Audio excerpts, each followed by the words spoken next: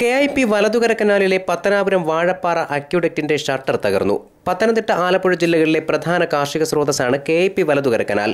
ബുധനാഴ്ച 3 മണിയോടെയാണ് ഷട്ടർ തകർന്നത്. ഇതേ തുടർന്ന് വലതുകര കനാലിലേക്കുള്ള വെള്ളമൊഴുക്ക് നിർത്തിവെച്ചു. കടുത്ത വേനലിൽ ജലക്ഷാമത്തെ തുടർന്ന് ഞായറാഴ്ച കനാൽ തുറന്നുവിട്ടിരുന്നു. ഇതേ തുടർന്നാണ് അക്യുഡക്റ്റിലേക്ക് ചവർ കടക്കുന്നത് തടയാനുള്ള അരിപ്പ ഘടിപ്പിച്ച 3 ഷട്ടറുകളിൽ ഒന്ന് തകർന്നത്.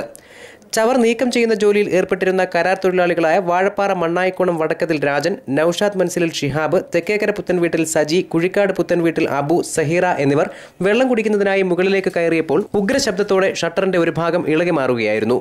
സംഭവസ്ഥലത്തു നിന്ന് ഓടിമാറിയ തൊഴിലാളികൾ അധികൃതരെ വിവരമറിയിച്ചു.